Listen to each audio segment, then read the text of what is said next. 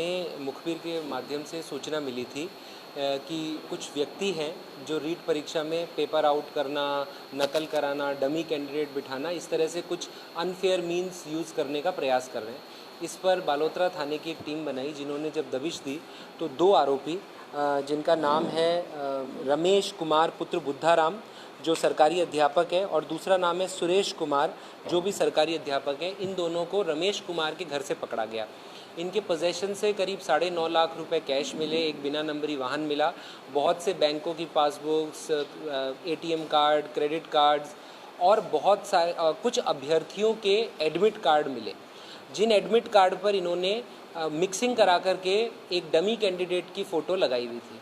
जब हमने इनसे विस्तृत पूछताछ की तो इन्होंने बताया कि एक रमेश ढाका निवासी सांचौर है, जो भी सरकारी अध्यापक है, वो परीक्षा के दिन जब सेंटर में पेपर पहुंचते तब किसी माध्यम से उन पेपर्स को सोशल मीडिया पे प्राप्त कर एक अपना वॉर रूम टाइप बना रखा था, जिसमें वो भेजता, जहाँ हर विषय का एक्सपर्ट थे जो 15 मिनट में उस पेपर को सॉल्व कर देते, और उसके बाद वो पेपर जो अभ्यर्थी जिन्होंने इनको पैसे दिए थे उनके मोबाइल पर परीक्षा शुरू होने से करीब 2 घंटे पहले तक पहुंचा देते सॉल्व्ड पेपर, जिनको कि वो याद करके परीक्षा में उनके माध्यम से उसको अटेम्प्ट कर सकते थे।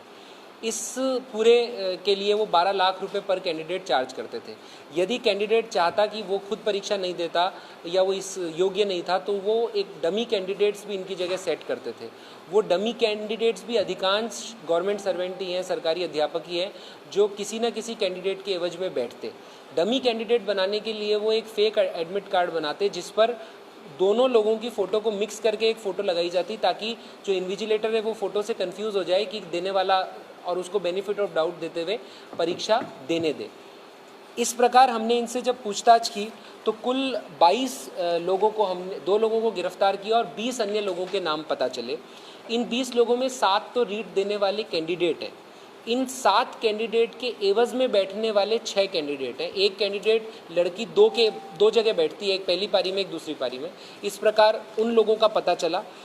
इस गैंग में कुल 6 सरकारी टीचर, एक ई मित्र संचालक और एक पुलिस का कांस्टेबल भी शामिल है, जो कि इस पूरे को रन करने में हेल्प कर रहे हैं। तो हमने इन सबको नामजद किया है। अब जिन सेंटरों पे ये बैठ रहे हैं, ई मित्र वाले पे भी रात को दबिश दी गई पर वो मिला नहीं, रमेश ढाका के लिए दबिश दी गई पर वो मिला नहीं, अधिकांश लोग अब फरार हैं। ये सब लोग परीक्षा में बैठ रहे हैं, तो हम संबंधित परीक्षा सेंटरों को भी सूचित करेंगे ताकि वो अलर्ट रहें। इन लोगों को अगर वहाँ है तो पकड़ा जा सके, या कम से कम ये एग्ज़ाम नहीं दे पाएँ। इसके अतिरिक्त जब इनके हमने फ़ोन रिकॉर्ड्स और वो चेक किए तो ये पता लगा कि एक छमी मैडम करके शिक्षिका है, जो भी इस गैंग में बड़ा इम्पोर्टेंट रोल प्ले करती है। सबका अपना अपना रोल है। कोई कैंडिडेट को अप्रोच करता है, वो जो मैडम है वो ये बताती है कि इस कैंडिडेट की शक्ल से मिलता जुलता कौन कैंडिडेट बैठेगा। उनके इस तरह के चैट्स हैं कि भाई इसका रंग गोरा है तो इसके लिए गोरा, ये इसका रंग लंबा है तो इसके लिए एवज में एक लंबा डमी कैंडिडेट। इस प्रकार ये लोग कैंडिडेट्स भी आपस में सेलेक्ट करते थे ताकि वो पकड़ में नहीं आए।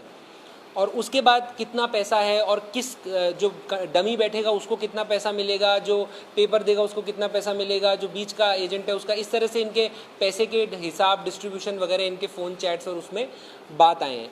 जो रमेश कुमार है, इसने अपना पूरा फ़ोन फॉर्मेट किया हुआ है, तो अब इसको हम FSL भेजेंगे, रिकवर कराएंगे, तो उम्मीद है कुछ और भी इसमें जो है सूचनाएँ आ सके। ये जो सुरेश कुमार पकड़ा गया है, इसने कबूल किया और इसके फ़ोन में मिला है कि एक व्यक्ति जो है जिसका नाम उगम दान है, उसके एवज़ में, जिसका नाम महेंद्र दान है, वो भूतपूर्व सैनिक है, उसके एवज़ में इसने अभी सब इंस्पेक्टर भर्ती परीक्षा खुद बैठ के दी है। और उसके पास उसका एडमिट कार्ड भी था जिसमें सुरेश और महेंद्र दान की मिक्स करके फ़ोटो लगाई हुई है। इसी प्रकार इनके पास अभी हाल में जैसे कृषि पर्यवेक्षक या जो परीक्षा हुई थी उनमें भी कुछ कैंडिडेट्स के एडमिट कार्ड है, पर अभी जांच के बाद ये पता चल पाएगा कि क्या इन्होंने उसमें भी कोई फर्जीवाड़ा किया या अटेम्प्ट किया।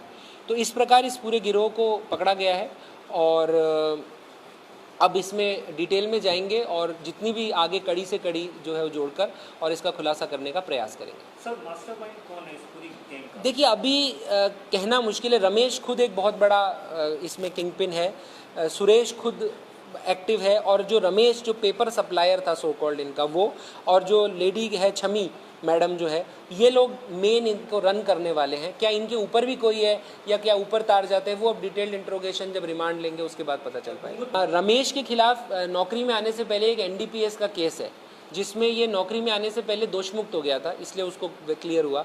और सुरेश के खिलाफ नौकरी में आने से पहले एक मारपीट का केस है, उसमें भी ये राजीनामे के आधार पर नौकरी में आने से पहले बरी हो चुका है। सर, इस मामले में कितनी टीमें बनाई गई है? क्या इनका कोई राजस्थान के बाहर भी गिरोह चलता है या किस तरीके से? देखिए, अभी तक तो ये जैसे सुरेश और इसने रमेश ने बताया कि वो खुद भी 2018 की रीट में ऐसे ही किसी से पेपर 5 लाख रुपए में खरीद के आया। तो अभी उस बाबत अनुसंधान करेंगे। अभी हमने दूसरे ज़िलों की जो पुलिस है उनकी भी मदद ले रहे हैं, जोधपुर, जालौर, पाली, दबिशें देने के लिए। और हमने अपने ज़िले लेवल पे 4-5 टीम बनाई है जो इन सस्पेक्ट कैंडिडेट्स को पिक करना और इनसे आगे इन्वेस्टिगेट करने का काम करेंगे। सर, इतना बड़ा खुलासा हो गया तो अब कितना बड़ा चैलेंज है? अगले कुछ घंटों में नीट परीक्षा है, तो उसके लिए क्या विशेष सतर्कता और कोई ऐसे कोई जो सेंटर्स है चिन्हित किए गए हैं जहाँ पर ऐसी कुछ आशंका है? देखिए, ऐसा है कि अभी तक ये इससे क्लियर है कि कोई पेपर आउट नहीं हुआ है, और अगर पेपर आउट होने की संभावना है तो वो सेंटर पर ही है। तो अभी हमारी कलेक्टर साहब के साथ चर्चा हुई है, तो हम ये भी सुनिश्चित कर रहे हैं कि पेपर को थोड़ा सा लेट यहाँ से डिस्पैच किया जाए, ताकि वो सेंटर पे 4 घंटे पहले नहीं पहुँच जाए, वो इतने समय पहले ही पहुँचे जितना आवश्यक है, ताकि वहाँ से आउट होने की संभावना। और दूसरा, हम किसी को भी सेंटर में मोबाइल अलाउ नहीं करेंगे, क्योंकि अगर पेपर आउट होता है वो मोबाइल के ज़रिए होगा।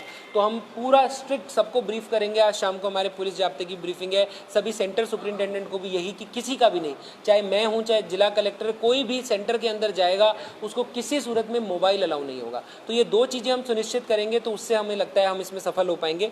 उसके अलावा ये जो सरकारी कार्मिक है, इनके खिलाफ हम इनके विभागों को लिखेंगे, और जैसा माननीय मुख्यमंत्री महोदय का निर्देश है, इनके खिलाफ सख्त कार्रवाई अमल में लाई जाएगी। इनको हम अपने मुकदमे में भी अरेस्ट करेंगे, और अभी हम इस चेन को आगे पहुंचाने की कोशिश करेंगे कि कहां तक ये चेन पहुंच सकती है। इस खुलासे से और इन अरेस्ट से मुझे लगता है कि जो लोग ऐसा करने का सोच रहे हैं, कम से कम वो भी डरेंगे, और कल की परीक्षा में हमारे नकल की संभावना कम होगी। अभ्यर्थियों के लिए क्या संदेश है जो लोग इन सब में शामिल हो जाते हैं, पैसे दे देते हैं? देखिए, मेरा आपसे यही रिक्वेस्ट है कि आप मेहनत करें और परीक्षा दें और उसमें सेलेक्ट हो। अगर आप इस तरह अनफेयर मीन्स पे पढ़ेंगे तो आज नहीं तो कल आप पकड़े जाएंगे, और फिर आपका भविष्य, आपके परिवार का भविष्य सब बर्बाद होगा। और ये जो सरकारी कर्मचारी इसमें इन्वॉल्व है, इनके लिए तो बहुत ही मेरा मैसेज है कि आप अपनी नौकरी से हाथ धो बैठेंगे, अपनी सामाजिक प्रतिष्ठा से हाथ धो बैठेंगे, अपने बच्चों के और अपने भविष्य से हाथ धो बैठेंगे, तो कृपया करके इस तरह छोटे छोटे लालच के लिए इस तरह की गतिविधियों में नहीं हुआ। सर, अगर आने वाले समय में इस तरह के कुछ नाम सामने आते हैं जो पूर्व भर्तियों में सेलेक्ट हो गए हैं इनके द्वारा, जो इस तरह के पर्चे एग्जाम में, तो उनके खिलाफ क्या हम संबंधित विभागों को लिखेंगे, और मुझे पूरी उम्मीद है कि सरकार इसमें एक पॉलिसी लेकर के और इनके खिलाफ कार्रवाई करेगी। सर, इसमें ज़्यादातर महिलाएं शामिल है, क्या ये लोग महिलाओं को आज में इस तरीके का पूरा रैकेट चलाते थे? देखिए, इनका ये कहना था कि ये उन कैटेगरी के कैंडिडेट्स को प्रेफर करते हैं जिनमें मेरिट कम जाती है, जैसे कि विडो वाला कोटा होता है, या परितक्या वाला कोटा होता है, या कुछ ऐसे भूतपूर्व सैनिक वाला कोटा होता है जिनमें कट ऑफ कम जाता है। तो ऐसे में वो लोग क्या होते हैं, बिल्कुल प्रिपेयर्ड नहीं होते, तो वो भी इस जाल में फंस जाते हैं, और इनको बहुत कम क्वेश्चन करके और ये परीक्षा पास कर सकते हैं। जब हमने उनसे पूछताछ की तो उन्होंने बताया कि उनके पास पूरा उनको टिप्स पे है कि किस कैटेगरी के लगभग कितने क्वेश्चन करने पे पास होगा, उनकी उस तरह का उन्होंने एक्सरसाइज कर रखी है। तो वो इस तरह से, इसलिए महिलाओं की संख्या इसमें बिल्कुल है, क्योंकि ये अपनी जगह किसी और को बिठा रहे हैं, उसका पैसा दे रहे हैं। अगर जाएंगे तो इनको गिरफ्तार करेंगे। हम संबंधित एसपीज को, संबंधित जो थाने उनको आज चिट्ठी लिख रहे हैं, उनको सूचना दे रहे हैं।